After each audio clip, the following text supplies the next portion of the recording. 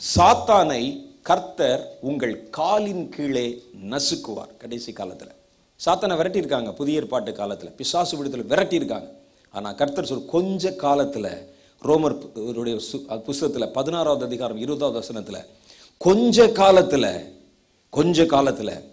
அவர் உங்கள் கால்களின் கீழே சாத்தானை அவர் மிதித்து போடுவார், நசுக்கி போடுவார்.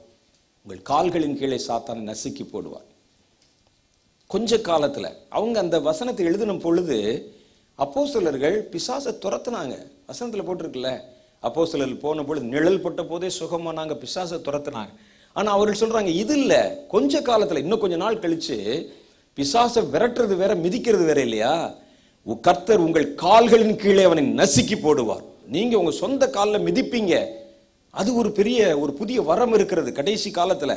பாருங்க, நீங்க சாத்தானை பார்த்து நம்ம ஓடின காலம் போக உங்களை பார்த்த உடனே சாத்தான் ஓட போகிறான். வந்துட்டான். நான் மிதிக்கிறவன் இல்லை, ஏன்னா விரட்டுகிறவன் வேற. விரட்டினா அப்படி போயிட்டு அப்படி சுத்திட்டு அப்படி இவர் போகட்டும், 3 நாள் கழிச்சு 4வது நாள் வந்துடலாம்னு வருவான்.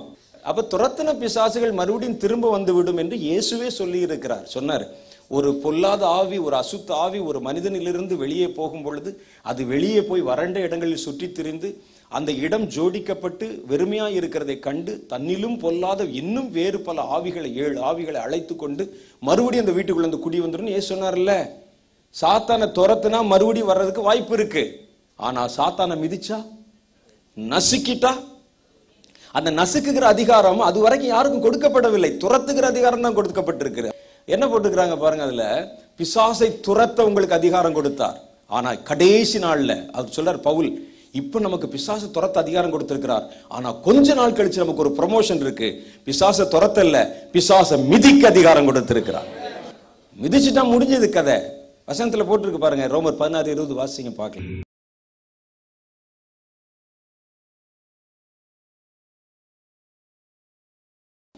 பார்த்தீங்களா, சீக்கிரத்தில் நசுக்கி போடுவார். அப்ப இல்ல, அவங்க எழுதின காலத்தில் இல்லை, இனிமே. அதுவரைக்கும் இருந்த காலத்தில் அவர்களை துரத்த அதிகாரம் கொடுத்தார்.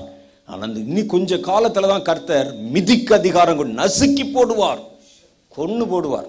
அவ்வளவுதான், அவன் எந்திரிக்கவே முடியாது. அவ்வளவுதான், செட்டை கிட்ட எல்லாம் ஒடிஞ்சு போய் யாருக்குள்ள போன்னு சொன்னா கூட போக முடியாது. ஊர்ந்து தான் போகணும். அல்லது அவனுக்கு அது முழு வல்லமை பகிஷ்கரிக்கக்கூடிய அதிகாரத்தை கர்த்தர் இன்னும் கொஞ்ச நாட்களில் தருவார் என்று சொன்னார். அவங்க வசனத்துல கொஞ்ச நாள் போட்டா இவ்வளவு நாள் ஆகி இந்த கடைசி நாட்கள்ல தான் இந்த அதிகாரத்தை கர்த்தர் நமக்கு தரப்போகிறார். மனு குலத்திற்கு கர்த்தர் அதை தரப்போகிறார். கர்த்தர் உங்களுக்கு அதை தரப்போகிறார். இனி சாத்தானை நீங்கள் துரத்த போறதில்ல, சாத்தானை நீங்கள் நசுக்க போகிறீர்கள், மிதிக்க போகிறீர்கள். ஏன் நசுக்கி மிதிக்க வேண்டும்?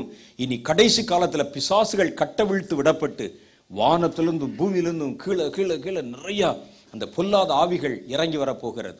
அது வரும்பொழுது சும்மா துரத்தி விட்டுக்கிட்டு இருக்க முடியாது உங்களால. அவைகள் மிதிக்கப்பட வேண்டும், நசுக்கப்பட வேண்டும். கர்த்தர் அதை செய்வதற்கு யாரு? அவரே நசுக்க மாட்டாராம், உங்கள் கால்களின் கீழே நசுக்குவார். அதை மிதிடான்னு சொல்லுவார் உங்களை பார்த்து. அந்த அதிகாரத்தை கர்த்தர் உங்கள் கைகளிலே தருவார். இதுவரைக்கும் அந்த ஊழியக்காரெல்லாம் துரத்தத்தான் செய்தோம் நம்ம. ஆனா இனி நம்ம சாத்தானை மிதிக்க போகிறோம்.